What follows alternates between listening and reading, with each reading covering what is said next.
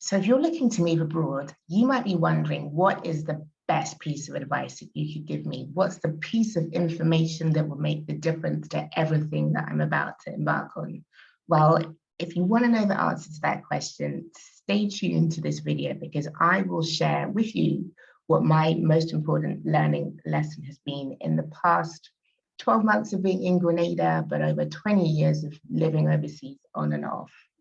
I'm Zoe Smith, founder of the Exodus Collective, a platform that's all about inspiring folks to move abroad with a specific focus on the Caribbean. And I first made my move abroad I'm not going to mention which year, but I was 20 years old and I moved to Verona, Italy to work as an au pair.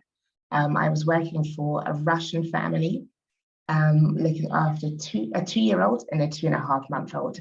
Not the easiest job in the world. You know, if you are looking to move abroad and you want a simple life, I probably wouldn't recommend being an au pair for 2 very young kids. But that was the stint that got me out into the open, that got me out of my home country of the UK and got me to fall in love with living abroad. In the decades that have passed since, I've had experiences in other countries, but funnily enough, the most important lesson that is still important now is exactly the same one that was valid back then. So what is this piece of advice? What is the one thing that you really, really, really need to know? I think the most valid, important, essential piece of advice is to always have a plan B. I think we can spend hours, weeks, months, years agonizing about how to make the perfect move abroad. You know, you can have as many Excel spreadsheets as you want, you can do as many coaching courses as you want, you can have as many consultation calls and as many support groups as you want, but ultimately, having a plan B is absolutely essential. How that's played out for me when I moved to Verona, I soon realized that I didn't like being an au pair, that it was just a lot. It was a lot, and it wasn't really what I thought it would be. And I think sometimes when we're moving, we can have these really grand ideas, but an idea meeting reality, sometimes they don't always flow together. So what do you do when what you had in mind turns out to be unworkable? I knew for sure that I didn't want to come back to the UK. Luckily, I had spent a couple of years living in the central Italy a few years before. That's why I was studying Italian. And I was able to call some friends and quit my job as an au pair and hot-footed it down to the university town of Perugia, where I spent a really awesome 3-4 months. I can't remember exactly how long. But having a backup option is really, really important. It's come into play when I moved to Italy again after graduating university. I took on a role as a press officer and project manager for an amazing fashion company in Milan.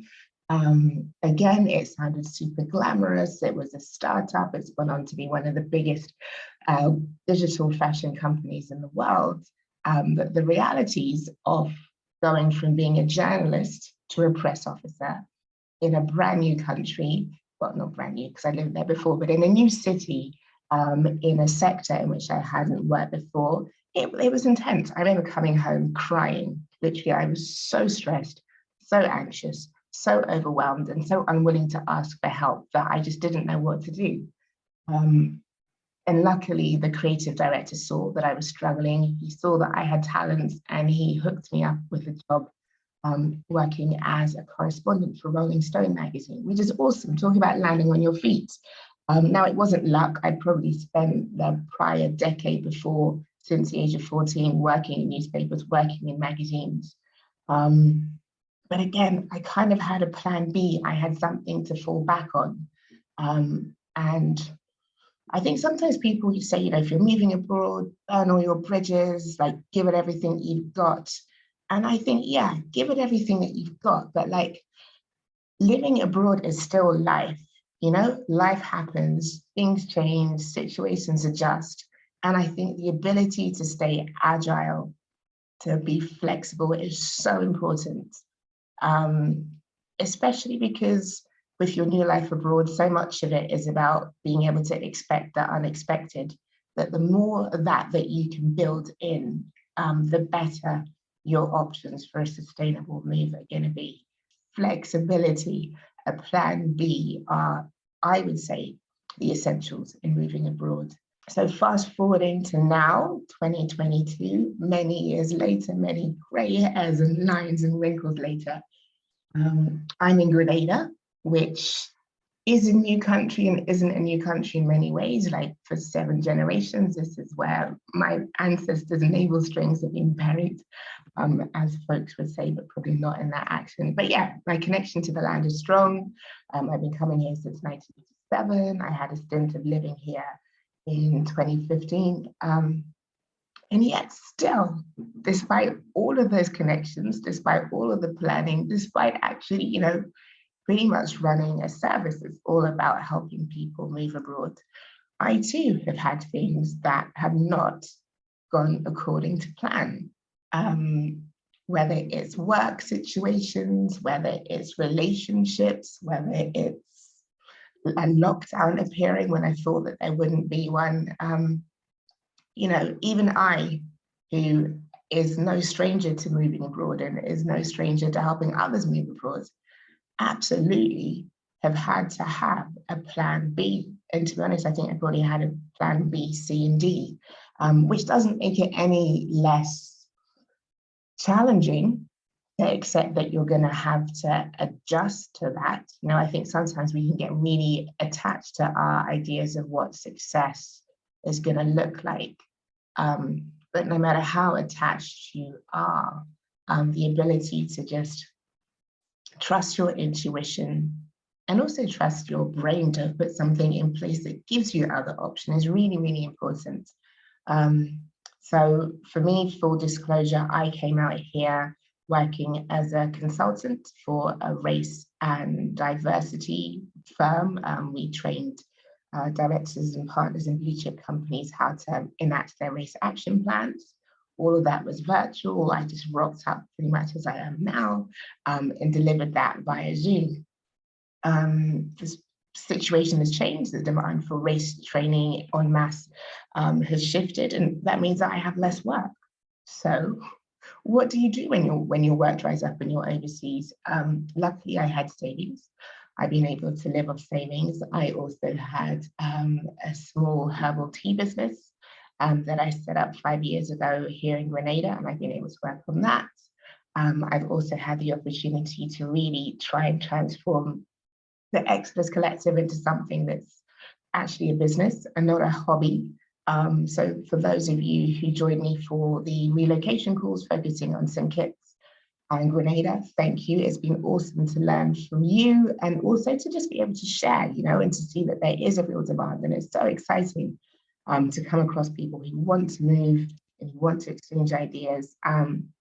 So yeah, that's in some ways life forces you to put in place a plan B or plan C. So that's something that I've had to adjust to, and it can be daunting, but you know, taking the step of moving is daunting. Life is daunting. You know, you wake up in the morning, nothing's guaranteed. So what can you do but put your best foot forward and then keep on going with hope and optimism. And yeah, personal circumstances have changed. Came out here as part of a couple. I'm no longer a couple. Navigating Grenada as a single woman with kids is, you know, not the easiest of things, but I did my risk analysis before coming here. I knew that that was a possibility. With the situation changing, does that mean that I'm going to go back home? Absolutely not, because I know why I'm here. And I have the confidence that I know how to adjust. It may not always be pretty, the process, but it can be done. So I guess I just wanted to share that tip with you. And really just, you know, if you haven't seen it, if you haven't got the feeling from the multiple videos that I've done over the past 2 years, the idea that there's a perfect move, it just doesn't exist. I don't think it exists. Some people's moves may seem amazing check in with them 2 or 3 years down the line, for sure there's going to be stuff that hasn't gone right. Some people moved on a wing and a prayer, and they've been able to make it work. You know, there's no one right or wrong way to move abroad. That's what I would say, as someone who's done it multiple times and someone who's spoken to dozens of people who've made their moves too. Yeah, I hope that just gives you some reassurance. You know, we always have options. And if you feel that you don't have enough options, start creating them, because you can. And the more you have, the better you're going to feel, the less risky your move is going to feel. And if you are convinced, you know that that's what is meant for you, that that's part of your journey, that living abroad is part of your growth, I would say do everything you can to make that sustainable. And that doesn't mean banging your head against a brick wall. That doesn't mean clinging on to something that isn't workable. Like, that is not what chasing the dream is about.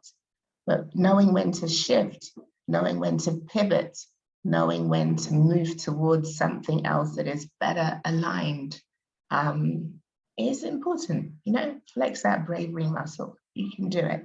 I don't know where you are on your journey. You might just be thinking about moving. You have no idea how you're going to do it, but you know that you want to. If you fall into that camp, I am working on a resource that will give you an overview of how you can go about making your move overseas. If you literally know, I want to move, I don't know where to start, this is the one for you, because that's a question that I get asked multiple times. And I think having all that information in one place could be really handy. So check out the link in the description below if that's something that's of interest to you. We might actually also do a little joint group session so you can connect with each other, because I think accountability partners really help. And that's one thing that I found super useful here in Grenada, when I've been like, oh my God, it wasn't supposed to be like this. To have other people in similar boats who can say, yeah, it's not working out the way that I planned either, but I'm still here, has been really reassuring. So even if you're at the early stages of your journey, having folks that you can connect with, who can hold your hand and tell you that you're not crazy and that you can do it, is really useful. I would love to be that person for all of you, but it's just not physically possible. But to connect you guys together so that you can grow together would be awesome. So yeah, we are coming up to approximately 40, not approximately, exactly 40 Exodus Collective interviews, which to me is a pretty big number. Numerically, 40 is a number that symbolizes growth and change and evolution. So I guess the next few videos might be fairly reflective, looking back, looking forward. But if you watch this far and you've watched a number of videos, or you're just about to start binge watching, whichever camp you fall into, just keep in mind, your move does not have to be perfect. Your move will not be perfect. So what do? Does that mean you don't move? No, it means that you come up with some really awesome options that will help you adjust when you need to. Hope that makes sense. Hope that resonates with some of you. If you've got any thoughts, comments, questions, please, as always, let me know in the comments, because I love to hear from you. I love connecting with you. I love bumping into you in Grenada, in London, at the airport. It's just really awesome to start knowing that there's a community of people who are really committed to making these shifts. But yeah, that's probably enough from me. I will see you soon. And yeah, start planning. And if you want to, join up on this course and connect in real life, well, not in real life, connect virtually live and start building your community, because community really matters.